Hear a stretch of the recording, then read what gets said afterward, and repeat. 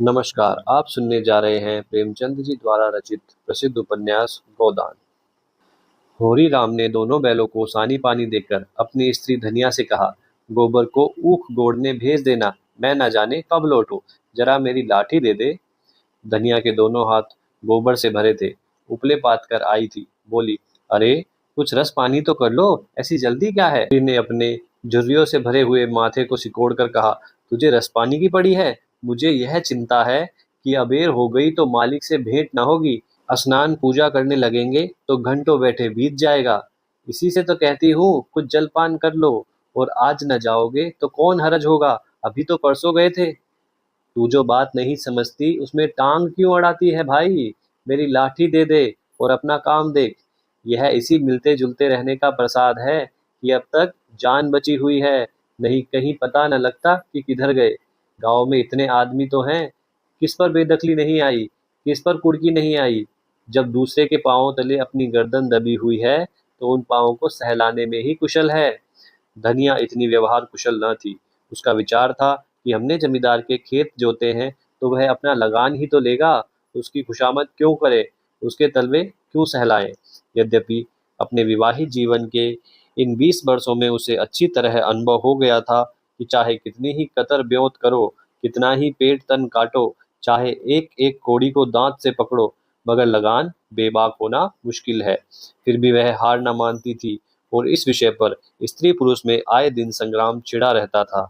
उसकी 6 संतानों में अब केवल 3 जिंदा हैं, और एक लड़का गोबर कोई 16 साल का, और 2 लड़कियां सोना और रूपा 12 और 8 साल की। 3 लड़के बचपन ही में मर गए। उसका मन आज भी कहता था अगर उनकी दवा दारू होती तो वे बच जाते, पर वह एक धेले की दवा भी न मंगवा सकी थी। उसकी ही उम्र अभी क्या थी, 36वां ही साल तो था, पर सारे बाल पक गए थे, चेहरे पर झुर्रियां पड़ गई थी, सारे देह ढल गई थी। वह सुंदर गेहुआ रंग सांवला गया था, और आंखों से भी कम सूझने लगा था। पेट की चिंता ही के तो कारण कभी तो जीवन का सुख न मिला। इस चिरस्थायी जीर्णावस्था ने उसके आत्मसम्मान को उदासीनता का रूप दे दिया था। जिस गृहस्थी में पेट की रोटियां भी न मिले, उसके लिए इतनी खुशामद क्यों। इस परिस्थिति से उसका मन बराबर विद्रोह किया करता था, और 2-4 घुटकियां खा लेने पर ही उसे यथार्थ का ज्ञान होता था। उसने परास्त होकर होरी की लाठी, मिर्जई, जूते, पगड़ी और तंबाकू का बटुआ लाकर सामने पटक दिए। होरी ने उसकी ओर तरेर कर कहा, क्या ससुराल जाना है जो पांचों पोशाक लाई है। ससुराल भी तो कोई जवान साली सलहज नहीं बैठी है जिसे जाकर दिखाऊं। होरी के गहरे सांवले पिचके हुए चेहरे पर मुस्कुराहट की मृदुता झलक पड़ी। धनिया ने लजाते हुए कहा, ऐसे ही तो बड़े सजीले जवान हो कि साली सलहजे तुम्हें देखकर रीझ जाएंगी। होरी ने फटी हुई मिर्जई को बड़ी सावधानी से तह करके खाट पर रखते हुए कहा, तो क्या तू समझती है मैं बूढ़ा हो गया, अभी तो 40 भी नहीं हुए, मर्द 60 पर पाठे होते हैं। जाकर शीशे में मुंह देखो, तुम जैसे मर्द 60 पर पाठे नहीं होते। दूध घी अंजन लगाने तक को तो मिलता नहीं, पाठे होंगे। तुम्हारी दशा देख देख कर तो मैं और भी सूखी जाती हूँ कि भगवान यह बुढ़ापा कैसे कटेगा, किसके द्वार पर भीख मांगेंगे। होरी की वह क्षणिक मृदुता यथार्थ की इस आंच में जैसे झुलस गई। लकड़ी संभालता हुआ बोला, 60 तक पहुंचने की नौबत ना आने पाएगी धनिया, इसके पहले ही चल देंगे। धनिया ने तिरस्कार किया, अच्छा रहने दो, मत अशुभ मुंह से निकालो, तुमसे कोई अच्छी बात भी कहे तो लगते हो कोसने। होली लाठी कंधे पर रखकर घर से निकला तो धनिया द्वार पर खड़ी उसे देर तक देखती रही। उसके इस निराशा भरे शब्दों ने धनिया के चोट खाए हुए हृदय में आतंक में कंपन सा डाल दिया था। वह जैसे अपने नारित्व के संपूर्ण तप और व्रत से अपने पति को अभय दान दे रही थी। उसके अंतःकरण से जैसे आशीर्वादों का व्यू सा निकलकर होरी को अपने अंदर छिपाए लेता था। विपन्नता के कारण इस अथाह सागर में सोहाग ही वह तृण था जिसके पकड़े हुए वह सागर को पार कर रही थी। इन असंगत शब्दों ने यथार्थ के निकट होने पर भी मानो झटका देकर उसके हाथ से वह तिनके का सहारा छीन लेना चाहा, बल्कि यथार्थ के निकट होने के कारण ही उनमें इतनी वेदना शक्ति आ गई थी। काना कहने से काने को जो दुख होता है वह क्या 2 आंखों वाले आदमी को हो सकता है। होरी कदम बढ़ाए चला जाता था। पगडंडी के दोनों ओर ऊख के पौधों की लहराती हुई हरियाली देखकर उसने मन में कहा, भगवान कहीं गौ से बरखा कर दे और डांडी भी सुभीते से रहे तो एक गाय जरूर लेगा। देशी गाय तो न दूध दे न उनके बछवे ही किसी काम के हो। बहुत हुआ तो तेली के कोलू में चले, नहीं वह पछाई गाय लेगा, उसकी खूब सेवा करेगा। कुछ नहीं तो 4-5 सेर दूध होगा। गोबर दूध के लिए तरस तरस कर रह जाता है। इस उम्र में ना खाए पिया तो फिर कब खाएगा। साल भर भी दूध पी ले तो देखने लायक हो जाए। बछवे भी अच्छे बैल निकलेंगे। 200 से कम की गोई न होगी। फिर गऊ से ही तो द्वार की शोभा है। सवेरे सवेरे गऊ के दर्शन हो जाएं तो क्या कहना। न जाने कब यह साध पूरी होगी, कब वह शुभ दिन आएगा। हर एक गृहस्थ की भांति होरी के मन में भी गऊ की लालसा चिरकाल से संचित चली आ रही थी। यही उसके जीवन का सबसे बड़ा स्वप्न, सबसे बड़ी साध थी। बैंक सूद से चैन करने या जमीन खरीदने या महल बनवाने की विशाल आकांक्षाएं उसके नन्हे से हृदय में कैसे समाती। जेठ का सूर्य आमों की झुरमुट में से निकलकर आकाश पर छाई हुई लालिमा को अपने रजत प्रताप से तेज प्रदान करता हुआ ऊपर चढ़ रहा था और हवा में गर्मी आने लगी थी। दोनों ओर खेतों में काम करने वाले किसान उसे देखकर राम राम करते और सम्मान भाव से चिलम पीने का निमंत्रण देते थे। पर होली तो इतना अवकाश कहाँ था। उसके अंदर बैठी हुई सम्मान लालसा ऐसा आदर पाकर उसके सूखे मुख पर गर्व की झलक पैदा कर रही थी। मालिकों से मिलते जुलते रहने ही का तो यह प्रसाद था कि सब उसका आदर करते थे, नहीं उसे कौन पूछता। 5 बीघे के किसान की बिसात ही क्या, यह कम आदर नहीं है कि 3-3 4-4 हल वाले महतों भी उसके सामने सिर झुकाते हैं।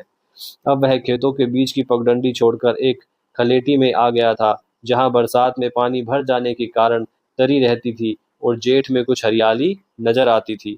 आसपास के गांव की गऊएं यहाँ चरने आया करती थी। उस समय में भी यहाँ की हवा में कुछ ताजगी और ठंडक थी। होरी ने 2-3 सांसें जोर से ली। उसके जी में आया कुछ देर यही बैठ जाए। दिन भर तो लू लपट में मरना है ही। कई किसान इस गड्ढे का पट्टा लिखवाने को तैयार थे, अच्छी रकम देते थे। पर ईश्वर भला करे राय साहब का कि उन्होंने साफ कह दिया, यह जमीन जानवरों की चराई के लिए छोड़ दी गई है और किसी दाम पर भी न उठाई जाएगी। कोई स्वार्थी जमींदार होता तो कहता, गाय जाए भाड़ में, हमें रुपए मिलते हैं क्यों छोड़े। पर राय साहब अभी तक पुरानी मर्यादा निभाते आते हैं। जो मालिक प्रजा को न पाले वह भी कोई आदमी है। सहसा उसने देखा, भोला अपनी गाय लिए इसी तरफ चला आ रहा है। भोला इसी गांव से मिले हुए पूर्वे का ग्वाला था और दूध मक्खन का व्यवसाय करता था। अच्छा दाम मिल जाने पर कभी कभी किसानों के हाथ गाय बेच भी देता था। भूरी का मन उन गायों को देखकर ललचा गया। अगर भोला वह आगे वाली गाय उसे दे तो क्या कहना, रुपए आगे पीछे देता रहेगा। वह जानता था घर में रुपए नहीं हैं, अभी तक लगान नहीं चुकाया जा सका। बसेसर साह का देना भी बाकी है, जिस पर आने रुपए का सूद चढ़ रहा है। लेकिन दरिद्रता में जो एक प्रकार की अदूरदर्शिता होती है, वह निर्लज्जता जो तकाजे, गाली और मार से भी भयभीत नहीं होती, उसने उसे प्रोत्साहित किया। बरसों से जो साध मन को आंदोलित कर रही थी, उसने उसे विचलित कर दिया। भोला के समीप जाकर बोला, राम राम भोला भाई, कहो क्या रंग ढंग है। सुना अब की मेले से नई गाय लाए हो। भोला ने रूखाई से जवाब दिया। होरी के मन की बात उसने ताड़ ली थी। हाँ, 2 बछिए और 2 गाय लाया। पहले वाली गाय सब सूख गई थी, बंधी पर दूध न पहुंचे तो गुजर कैसे हो। होरी ने आगे वाली गाय के पुट्ठे पर हाथ रखकर कहा, दुधार तो मालूम होती है, कितने में ली। भोला ने शान जमाई, अब की बाजार बड़ा तेज रहा, मैं तो इसके 80 रुपए देने पड़े। आंख निकल गई। 30-30 रुपए तो दोनों कलोरों के दिए। 30 पर गाहक रुपए का 8 सेर दूध मांगता है। बड़ा भारी कलेजा है तुम लोगों का भाई। लेकिन फिर लाए भी तो वह माल कि यहाँ 10-5 गांव में तो किसी के पास निकलेगी नहीं। भोला पर नशा चढ़ने लगा। बोला, राय साहब इसके 100 रुपए देते थे, दोनों कलोरों के 50-50 रुपए, लेकिन हमने ना दिए। भगवान ने चाहा तो 100 रुपए इसी बयान में पीट लूंगा। इसमें क्या संदेह है भाई, मालिक क्या खा के लेंगे। नजराने में मिल जाएं तो भले ले लें। यह तुम्ही लोगों का गुर्दा है कि अंजलि भर रुपए तकदीर के भरोसे गिन देते हो। यही जी चाहता है कि इसके दर्शन करता रहूं। धन्य है तुम्हारा जीवन कि गऊओं की इतनी सेवा करते हो। हमें तो गाय का गोबर भी मैसर नहीं। गिरस्त के घर में एक गाय भी न हो तो कितनी लज्जा की बात है। साल के साल बीत जाते हैं, गोरस के दर्शन नहीं होते। घरवाली बार बार कहती है, भोला भैया से क्यों नहीं कहते। मैं कह देता हूँ, कभी मिलेंगे तो कहूँगा। तुम्हारे स्वभाव से बड़ी प्रसन्न रहती है। कहती है ऐसा मर्द ही नहीं देखा कि जब बातें करेंगे नीची आंखें करके कभी सिर नहीं उठाते। भोला पर जो नशा चढ़ रहा था उसे इस भरपूर प्याले ने और गहरा कर दिया। बोला, भला आदमी वही है जो दूसरों के बहू बेटी को अपनी बहू बेटी समझे। जो दुष्ट किसी मेहरिया की ओर ताके उसे गोली मार देनी चाहिए। यह तुमने लाख रुपए की बात कह दी भाई। बस सज्जन वही जो दूसरों की आबरू को अपनी आबरू समझे। जिस तरह मर्द के मर जाने से औरत अनाथ हो जाती है, उसी तरह औरत के मर जाने से मर्द के हाथ पांव टूट जाते हैं। मेरा तो घर उजड़ गया, मैं तो कोई एक लोटा पानी देने वाला भी नहीं। गत वर्ष भोला की स्त्री लू लग जाने से मर गई थी, यह होरी जानता था, लेकिन 50 बरस का कंकड़ भोला भीतर से इतना स्निग्ध वह न जानता था। स्त्री की लालसा उसकी आंखों में सजल हो गई थी। होरी को आसन मिल गया, उसकी व्यवहारिक कृषिक बुद्धि सजग हो गई। पुरानी मसल झूठी थोड़ी है, बिन घर नी घर भूत का डेरा। कहीं सगाई नहीं ठीक कर लेते? ताक में हूं मैं तो, पर कोई जल्दी फंसता नहीं। 150 खर्च करने को भी तैयार हूँ, जैसी भगवान की इच्छा। अब मैं भी फिक्र में रहूंगा, भगवान चाहेंगे तो जल्दी घर बस जाएगा। बस यही समझ लो कि उबर जाऊंगा भैया। घर में खाने को भगवान का दिया बहुत है। 4 पसेरी रोज दूध हो जाता है, लेकिन किस काम का। मेरे ससुराल में एक महरिया है, 3-4 साल हुए उसका आदमी उसे छोड़कर कलकत्ते चला गया। बेचारी पिसाई करके गुजर कर रही है। बाल बच्चा भी कोई नहीं, देखने सुनने में अच्छी है, बस लक्ष्मी समझ लो। भोला का सिकुड़ा हुआ चेहरा जैसे चिकना गया। आशा में कितनी सुधा है। बोला, अब तो तुम्हारा ही आसरा है। मैं तो छुट्टी हो तो चलो एक दिन देख आए। मैं ठीक ठाक करके तब तुमसे कहूंगा। बहुत उतावली करने से भी काम बिगड़ जाता है। जब तुम्हारी इच्छा हो तब चलो, उतावली काहे की। इस कबरी पर मन ललचाया हो तो ले लो। यह गाय मेरे मान की नहीं है दादा। मैं तुम्हें नुकसान नहीं पहुंचाना चाहता। अपना धर्म यह नहीं है कि मित्रों का गला दबाएं। जैसे इतने दिन बीते हैं वैसे और भी बीत जाएंगे। तुम तो ऐसी बातें करते हो होरी, जैसे हम तुम दो हो। तुम गाय ले जाओ, दाम जो चाहे देना। जैसे मेरे घर रही वैसे तुम्हारे घर रही। 80 रुपए में ली थी, तुम 80 रुपए ही दे देना, जाओ। लेकिन मेरे पास नगद नहीं है दादा, समझ लो। तो तुमसे नगद मांगता कौन है भाई। होरी की छाती गज भर की हो गई। 80 रुपए में गाय महंगी न थी। ऐसा अच्छा डील डोल, दोनों जून में 6-7 से दूध, सीधी ऐसी कि बच्चा भी दूल्हे। इसका तो एक एक बाछा 100-100 का होगा। द्वार पर बंधेगी तो द्वार की शोभा बढ़ जाएगी। उसे अभी कोई 400 रुपए देने थे, लेकिन उधार को वह एक तरह से मुफ्त समझता था। कहीं भोला की सगाई ठीक हो गई तो 1-2 साल तो वह बोलेगा भी नहीं। सगाई न भी हुई तो होली का क्या बिगड़ता है। यही तो होगा, भोला बार बार तकादा करने आएगा, बिगड़ेगा, गालियां देगा। लेकिन होरी को इसकी ज्यादा शर्म न थी। इस व्यवहार का वह आदी था। कृषक जीवन का तो यह प्रसाद है। भोला के साथ वह छल कर रहा था और यह व्यापार उसकी मर्यादा के अनुकूल था। भी लेन देन में उसके लिए लिखा पढ़ी होने और ना होने में कोई अंतर न था। सूखे बूढ़े की विपदाएं उसके मन को भी बनाए रहती थी। ईश्वर का रौद्र रूप सदैव उसके सामने रहता था, पर यह छल उसकी नीति में छल न था। यह केवल स्वार्थ सिद्धि थी और यह कोई बुरी बात न थी। इस तरह का छल तो वह दिन रात करता रहता था। घर में 2-4 रुपए पड़े रहने पर भी महाजन के सामने कस्में खा जाता था कि एक पाई भी नहीं है। सन को कुछ गीला कर देना और रुई में कुछ बिनोले भर देना उसकी नीति में जायज था। और यहाँ तो केवल स्वार्थ न था, थोड़ा सा मनोरंजन भी था।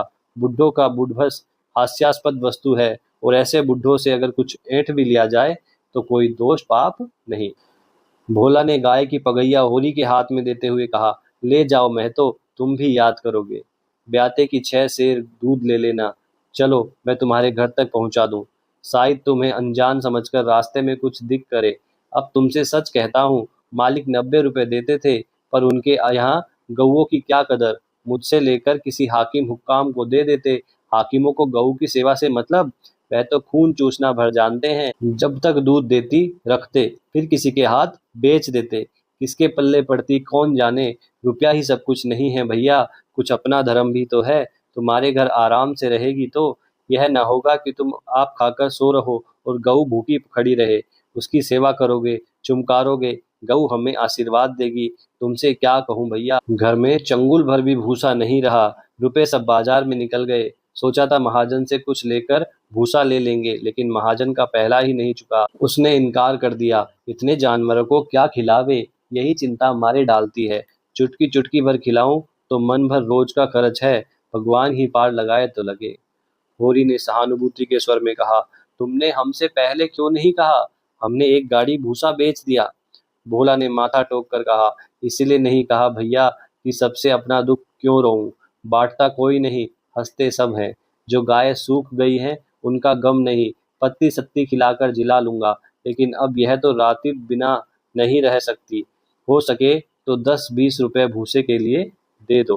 किसान पक्का स्वार्थी होता है, इसमें संदेह नहीं। उसकी गांठ से रिश्वत के पैसे बड़ी मुश्किल से निकलते हैं। भाव ताव में भी वह चौकस होता है। ब्याज की एक एक पाई छुड़ाने के लिए वह महाजन के घंटों चिरोरी करता है। तब तक पक्का विश्वास न हो जाए, वह किसी के फुसलाने में नहीं आता। लेकिन उसका संपूर्ण जीवन प्रकृति के स्थायी सहयोग है। वृक्षों में फल लगते हैं, उन्हें जनता खाती है। खेती में अनाज होता है, वह संसार के काम आता है। गाय के थन में दूध होता है, वह खुद पीने नहीं जाती, दूसरे ही पीते हैं। मेघों से वर्षा होती है, उससे पृथ्वी तृप्त होती है। ऐसी संगति में कुत्सित स्वार्थ के लिए कहाँ स्थान। होरी किसान था और किसी के जलते हुए घर में हाथ सेकना उसने सीखा ही न था। भोला की संकट कथा सुनते ही उसकी मनोवृत्ति बदल गई। पगहिया को भोला के हाथ में लौटाता हुआ बोला, रुपये तो दादा मेरे पास नहीं है, हाँ थोड़ा सा भूसा बचा है, वह तुम्हें दूंगा, चलकर उठवा लो। भूसे के लिए तुम गाय बेचोगे और मैं लूंगा, मेरे हाथ न कट जाएंगे? भोला ने आर्द्र कंठ से कहा, तुम्हारे बैल भूखों न मरेंगे। तुम्हारे पास भी ऐसा कौन सा बहुत सा भूसा रखा है? नहीं दादा, अब की भूसा अच्छा हो गया था। मैंने तुमसे नाहक भूसे की चर्चा की। तुम ना कहते और पीछे से मुझे मालूम होता तो मुझे बड़ा रंज होता कि तुमने मुझे इतना गैर समझ लिया। अवसर पड़ने पर भाई की मदद भाई भी ना करे तो काम कैसे चले? मुदा यह गाय तो लेते जाओ। अभी नहीं दादा, फिर ले लूंगा। तो भूसे के दाम दूध में कटवा लेना। होरी ने दुखित स्वर में कहा, दाम कौड़ी की इसमें कौन बात है दादा? मैं 1-2 जून तुम्हारे घर खा लूं तो तुम मुझसे दाम मांगोगे? लेकिन तुम्हारे बैल भूखों मरेंगे कि नहीं? भगवान कोई ना कोई सबील निकालेंगे ही। आषाढ़ सिर पर है, कड़वी बो लूंगा। मगर यह गाय तुम्हारी हो गई, जिस दिन इच्छा हो आकर ले जाना। किसी भाई का नीलाम पर चढ़ा हुआ बैल लेने में जो पाप है, वह इस समय तुम्हारी गाय लेने में है। होरी में बाल की खाल निकालने की शक्ति होती तो वह खुशी से गाय लेकर घर की लाह लेता। भोला जब नगद रुपए नहीं मांगता तो स्पष्ट था कि वह भूसे के लिए गाय नहीं बेच रहा है, बल्कि इसका कुछ और आशय है। लेकिन जैसे पत्तों के खड़कने पर घोड़ा अकारण ही ठिठक जाता है और मारने पर भी आगे कदम नहीं उठाता, वही दशा होरी की थी। संकट की चीज लेना पाप है, यह बात जन्म जन्मांतरों से उसकी आत्मा का अंश बन गई थी। भोला ने गदगद कंठ से कहा, तो किसी को भेज दूं भूसे के लिए? होरी ने जवाब दिया, अभी मैं राय साहब की ड्योढ़ी पर जा रहा हूँ, वहां से घड़ी भर में लौटूंगा, तभी किसी को भेजना। भोला की आंखों में आंसू भर आए। बोला, तुमने आज मुझे उबार लिया होरी भाई। मुझे अब मालूम हुआ कि मैं संसार में अकेला नहीं हूँ, मेरा भी कोई हितू है। एक क्षण के बाद उसने फिर कहा, उस बात को भूल न जाना। होरी आगे बढ़ा तो उसका चित्त प्रसन्न था। मन में एक विचित्र स्फूर्ति हो रही थी। क्या हुआ, 10-5 मन भूसा चला जाएगा। बेचारे को संकट में पड़कर अपनी गाय तो न बेचनी पड़ेगी। जब मेरे पास चारा हो जाएगा तब गाय खोल लाऊंगा। भगवान करे मुझे कोई मेहरिया मिल जाए, फिर तो कोई बात ही नहीं। उसने पीछे फिरकर देखा। कबरी गाय पूंछ से मक्खियां उड़ाती, सिर हिलाती, मस्तानी मंद गति में झूमती चली जा रही थी, जैसे बांदियों के बीच में कोई रानी हो। कैसा शुभ होगा वह दिन जब यह कामधेनु उसके द्वार पर बंधेगी। सेमरी और बेलारी दोनों अवध प्रांत के गांव हैं। जिले का नाम बताने की कोई जरूरत नहीं। होरी बेलारी में रहता है, राय साहब अमरपाल सिंह सेमरी में। दोनों गांवों में केवल 5 मील का अंतर है। पिछले सत्याग्रह संग्राम में राय साहब ने बड़ा यश कमाया था। कौंसिल के मेंबरी छोड़कर जेल चले गए थे। तब से उनके इलाके के असामियों को उनसे बड़ी श्रद्धा हो गई थी। यह नहीं कि उनके इलाके में असामियों के साथ कोई खास रियायत की जाती हो या डांड और बेगार की कड़ाई कुछ कम हो, मगर यह सारी बदनामी मुख्तारों के सिर जाती थी। राय साहब की कीर्ति पर कोई कलंक न लग सकता था। वह बेचारे भी तो उसी व्यवस्था के गुलाम थे। जाब्ते का काम तो जैसे होता चला आया है वैसा ही होगा। राय साहब की सज्जनता उस पर कोई असर न डाल सकती थी, इसलिए आमदनी और अधिकार में ज्यों भर की भी कमी न होने पर भी उनका यश मानो बढ़ गया था। असामियों से वह हंसकर बोल लेते थे, यही क्या कम है? सिंह का काम तो शिकार करना है। अगर वह गरजने और गुर्राने के बदले मीठी बोली बोल सकता, तो उसे घर बैठे मनमाना शिकार मिल जाता। शिकार की खोज में जंगल में ना भटकना पड़ता। राय साहब राष्ट्रवादी होने पर भी हुक्काम से मेल-जोल बनाए रखते थे। उनकी नजरें और डालियां और कर्मचारियों की दस्तूरियां जैसे की तैसी चली आती थी। साहित्य और संगीत के प्रेमी थे, ड्रामा के शौकीन, अच्छे वक्ता थे, अच्छे लेखक, अच्छे निशानेबाज। उनकी पत्नी को मरे आज 10 साल हो चुके थे, मगर दूसरी शादी न की थी। हंस बोलकर अपने विधुर जीवन को बहलाते रहते थे। होरी ड्योढ़ी पर पहुंचा तो देखा, जेठ के दशहरे के अवसर पर होने वाले धनुष यज्ञ की बड़ी जोरों शोरों से तैयारियां हो रही हैं। कहीं रंगमंच बन रहा था, कहीं मंडप, कहीं मेहमानों का आतिथ्य गृह, कहीं दुकानदारों के लिए दुकानें। धूप तेज हो गई थी, पर राय साहब खुद काम में लगे हुए थे। अपने पिता से संपत्ति के साथ साथ उन्होंने राम की भक्ति भी पाई थी और धनुष यज्ञ को नाटक का रूप देकर उसे शिष्ट मनोरंजन का साधन बना दिया था। इस अवसर पर उनके यार दोस्त, हाकिम हुक्काम सभी निमंत्रित होते थे और 2-3 दिन इलाकों में बड़ी चहल पहल रहती थी। राय साहब का परिवार बहुत विशाल था। कोई 150 सरदार एक साथ भोजन करते थे। कई चचा थे, दर्जनों चचेरे भाई, कई सगे भाई, बीसियों नाते के भाई। एक चचा साहब राधा के अनन्य उपासक थे और बराबर वृंदावन में रहते थे। भक्ति रस के कितने ही कविता रच डाले थे और समय समय पर उन्हें छपवाकर दोस्तों की भेंट कर देते थे।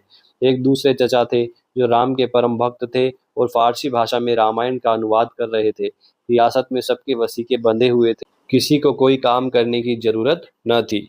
होरी मंडप में खड़ा सोच रहा था कि अपने आने की सूचना कैसे दे कि सहसा राय साहब उधर ही आ निकले और उसे देखते ही बोले, रे तू आ गया होरी, मैं तो तुझे बुलाने वाला था। देख, अब की तुझे राजा जनक का माली बनना पड़ेगा। समझ गया ना? जिस वक्त जानकी जी मंदिर में पूजा करने जाती हैं, उसी वक्त तू एक गुलदस्ता लिए खड़ा रहेगा और जानकी जी की भेंट करेगा। गलती ना करना और देख, असामियों से ताकीद करके कह देना कि सब के सब शगुन करने आए। मेरे साथ कोठी में आ, तुझसे कुछ बातें करनी है। वह आगे आगे कोठी की ओर चले, होरी पीछे पीछे चला। वहीं एक घने वृक्ष की छाया में एक कुर्सी पर बैठ गए और होरी को जमीन पर बैठने का इशारा करके बोले, समझ गया मैंने क्या कहा? कारकुन को तो जो कुछ करना है वह करेगा ही, लेकिन असामी जितने मन से असामी की बात सुनता है, कारकुन की नहीं सुनता। हमें इन्हीं 5-7 दिनों में 20,000 का प्रबंध करना है। कैसे होगा समझ में नहीं आता।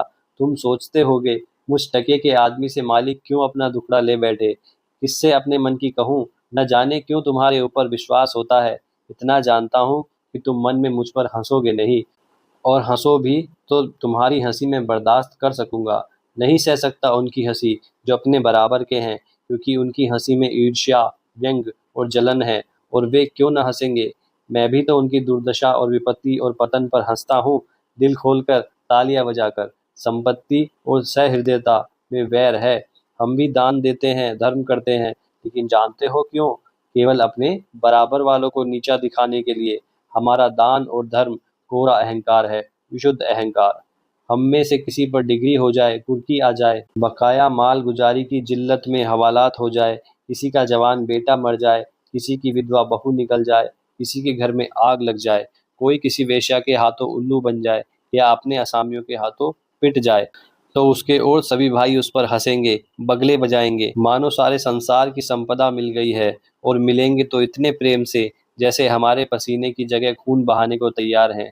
अरे और तो और हमारे चचेरे फुफेरे ममेरे मौसेरे भाई जो इसी रियासत की बदौलत मौज उड़ा रहे हैं, कविता कर रहे हैं और जुए खेल रहे हैं, शराबें पी रहे हैं और अय्याशी कर रहे हैं, वह भी मुझसे जलते हैं। और आज मर जाऊं तो घी के चिराग जलाएं। मेरे दुख को दुख समझने वाला कोई नहीं। उनकी नज़रों में मुझे दुखी होने का कोई अधिकार ही नहीं है। मैं अगर रोता हूँ तो दुख की हंसी उड़ाता हूँ। मैं अगर बीमार होता हूँ तो मुझे सुख होता है। मैं अगर अपना ब्याह करके घर में कलह नहीं बढ़ाता तो यह मेरी नीच स्वार्थ पड़ता है। अगर ब्याह कर लूं तो वह विलासांतता होगी। अगर शराब नहीं पीता तो मेरी कंजूसी है। शराब पीने लगूं तो वह प्रजा का रक्त होगा। अगर अय्याशी नहीं करता तो आर्सिक हूँ। ऐशी करने लगूं तो फिर कहना ही क्या। इन लोगों ने मुझे भोग विलास में फंसाने के लिए कम चालें नहीं चली और अब तक चलते जाते हैं। उनकी यही इच्छा है कि मैं अंधा हो जाऊं और ये लोग मुझे लूट लें, और मेरा धर्म यह है कि सब कुछ देखकर भी कुछ न देखूं, सब कुछ जानकर भी गधा बना रहूं। राय साहब ने गाड़ी को आगे बढ़ाने के लिए 2 बीड़े पान खाए और होरी के मुंह की ओर ताकने लगे, जैसे उसके मनोभावों को पढ़ना चाहते हो। होरी ने साहस बटोरकर कहा, हम समझते थे कि ऐसी बातें हम ही लोगों में होती हैं, पर जान पड़ता है बड़े आदमियों में उनकी कमी नहीं है। राय साहब ने मुंह पान में भरकर कहा, तुम हमें बड़ा आदमी समझते हो? हमारे नाम बड़े हैं पर दर्शन थोड़े। गरीबों में अगर ईर्ष्या या वैर है तो स्वार्थ के लिए या पेट के लिए। ऐसी ईर्ष्या और वैर को मैं क्षम्य कहता हूँ। हमारे मुंह की रोटी कोई छीन ले तो उसके गले में उंगली डालकर निकालना हमारा धर्म हो जाता है। अगर हम छोड़ दे तो देवता हैं। बड़े आदमियों की ईर्ष्या और वैर केवल आनंद के लिए है। हम इतने बड़े आदमी हो गए हैं कि हमें नीचता और कुटिलता में ही निस्वार्थ और परम आनंद मिलता है। हम देवतापन के उस दर्जे पर पहुंच गए हैं जब हमें दूसरों के रोने पर हंसी आती है। इसे तुम छोटी साधना मत समझो। जब इतना बड़ा कुटुंब है तो कोई ना कोई तो हमेशा बीमार रहेगा ही, और बड़े आदमियों के रोग भी बड़े होते हैं। वह बड़ा आदमी ही क्या, जिसे कोई छोटा रोग हो। मामूली ज्वर भी आ जाए तो हमें सरसाम की दवा ली जाती है। मामूली फुंसी भी निकल आए तो वह जहरबाद बन जाती है। अब छोटे सर्जन और मझोले सर्जन और बड़े सर्जन तार से बुलाए जाते हैं। मसीहुल मुल्क को लाने के लिए दिल्ली आदमी भेजा जा रहा है, वशीचार्य को लाने के लिए कलकत्ता। उधर देवालय में दुर्गा पाठ हो रहा है और ज्योतिषाचार्य कुंडली का विचार कर रहे हैं और तंत्र के आचार्य अपने अनुष्ठान में लगे हुए हैं। राजा साहब को यमराज के मुंह से निकालने के लिए दौड़ लगी हुई है। वैद्य और डॉक्टर इस ताक में रहते हैं कि कब सिर में दर्द हो और कब उनके घर में सोने की वर्षा हो, और ये रुपए तुमसे और तुम्हारे भाइयों से वसूल किए जाते हैं। मुझे तो यही आश्चर्य होता है कि क्यों तुम्हारी आहों का दावानल हमें भस्म नहीं कर डालता। मगर नहीं, आश्चर्य करने की कोई बात नहीं। भस्म होने में तो बहुत देर नहीं लगती, वेदना भी थोड़ी ही देर की होती है। हम ज्यों-ज्यों और अंगुल-अंगुर और पोर-पोर भस्म हो रहे हैं। उस हाहाकार से बचने के लिए हम पुलिस की, हुक्काम की, अदालत की, वकीलों की शरण लेते हैं और रूपवती स्त्री की भांति सभी के हाथों का खिलौना बनते हैं। दुनिया समझती है हम बड़े सुखी हैं। हमारे पास इलाके, महल, सवारियां, नौकर-चाकर, करज, वेश्याएं क्या नहीं है, लेकिन जिसकी आत्मा में बल नहीं, अभिमान नहीं, और वह चाहे जो कुछ हो आदमी नहीं है। जिसे दुश्मन के भय के मारे रात को नींद ना आती हो, जिसके दुख पर सब हंसे और रोने वाला कोई ना हो, जिसकी चोटी दूसरों के पैरों के नीचे दबी हो, जो भोग विलास के नशे में अपने को बिल्कुल भूल गया हो, जो हुक्काम के तलवे चाटता हो और अपने अधीनों का खून चूसता हो, उसे मैं सुखी नहीं कहता। वह तो संसार का सबसे अभागा प्राणी है। साहब शिकार खेलने आए या दौरे पर, मेरा कर्तव्य है कि उनकी दुम के पीछे लगा रहूं। उनकी मोह पर शिकन पड़ी और हमारे प्राण सूखे। उन्हें प्रसन्न करने के लिए हम क्या नहीं करते। मगर वह पचड़ा सुनाने लगूं तो शायद तुम्हें विश्वास न आए। डालियों और रिश्वतों तक तो खैर गनीमत है, हम सिजदे करने को भी तैयार रहते हैं। मुफ्तखोरी ने हमें अपंग बना दिया है। हमें अपने पुरुषार्थ पर लेश मात्र भी विश्वास नहीं। केवल अफसरों के सामने दुम हिला हिला कर किसी तरह उनके कृपा पात्र बने रहना और उनकी सहायता से अपनी प्रजा पर आतंक जमाना ही हमारा उद्यम है। पिछलग्गुओं की खुशामद ने हमें इतना अभिमानी और तुनक मिजाज बना दिया है कि हमें शील, विनय और सेवा का लोप हो गया है। मैं तो कभी कभी सोचता हूँ कि अगर सरकार हमारे इलाके छीनकर हमें अपनी रोजी के लिए मेहनत करना सिखा दे तो हमारे साथ महान उपकार करे। और यह तो निश्चय है कि अब सरकार भी हमारी रक्षा ना करेगी। हम में अब उसका कोई स्वार्थ नहीं निकलता। लक्षण कह रहे हैं कि बहुत जल्द हमारे वर्ग की हस्ती मिट जाने वाली है। मैं उस दिन का स्वागत करने के लिए तैयार बैठा हूँ। ईश्वर वह दिन जल्द लाए, वह हमारे उद्धार का दिन होगा। हम परिस्थितियों के शिकार बने हुए हैं। यह परिस्थिति ही हमारा सर्वनाश कर रही है, और जब तक संपत्ति की यह बेड़ी हमारे पैरों से ना निकलेगी, जब तक यह अभिशाप हमारे सिर पर मंडराता रहेगा, हम मानवता का वह पद न पा सकेंगे जिस पर पहुंचना ही जीवन का अंतिम लक्ष्य। राय साहब ने फिर गिलोरी दान निकाला और कई गिलोरियां निकालकर मुंह में भर ली। कुछ और कहने वाले थे कि एक चपरासी ने आकर कहा, सरकार, बेगारों ने काम करने से इनकार कर दिया है। कहते हैं जब तक हमें खाने को ना मिलेगा हम काम ना करेंगे। हमने धमकाया तो सब काम छोड़कर अलग हो गए। राय साहब के माथे पर बल पड़ गए। आंखें निकाल कर बोले, चलो मैं इन दुष्टों को ठीक करता हूँ। जब कभी खाने को नहीं दिया तो आज यह नई बात क्यों? एक आने रोज के हिसाब से मजूरी मिलेगी जो हमेशा मिलती रही है, और इस मजूरी पर उन्हें काम करना होगा, सीधे करे या टेढ़े। फिर होरी की ओर देखकर बोले, तुम अब जाओ होरी, अपनी तैयारी करो। जो बात मैंने कही है उसका ख्याल रखना। तुम्हारे गांव से कम 500 की आशा है। राय साहब झल्लाते हुए चले गए। होरी ने मन में सोचा, अभी यह कैसी कैसी नीति और धर्म की बातें कर रहे थे और एकाएक इतने गर्म हो गए। सूर्य सिर पर आ गया था। उसके तेज से अभिभूत होकर वृक्षों ने अपना पसार समेट लिया।